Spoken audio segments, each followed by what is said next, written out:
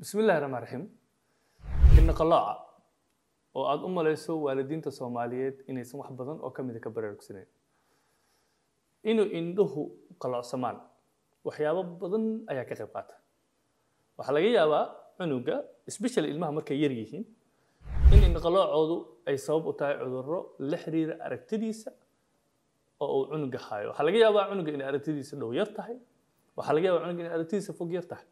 waxa laga yaabaa cunugu in xitaa qaybaha dambe ee ishiisu ay ka jiraan dhaawacyo halis ah oo u keenay in indhaha qalacsamaan intaas waxa ku dheer waxa laga yaabaa ishayna waxay leedahay murqo ilaa 6 gaarayo oo marka aan mar walba meel fiirinayno aan u isticmaalno waxa laga yaabaa murqahaas qaar ama ayagu inay daciif yihiin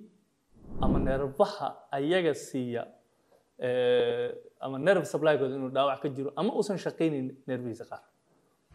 saas darteed marka in cunugii oo indhihiisu ay qaloocan yihiin ay waalidiintu iska haystaan ama guriyaha u joogan ama qaarkood ay leeyihiin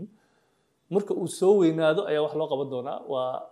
arin aan aad ugu baahanahay inay waalidiintu ku baraarugaan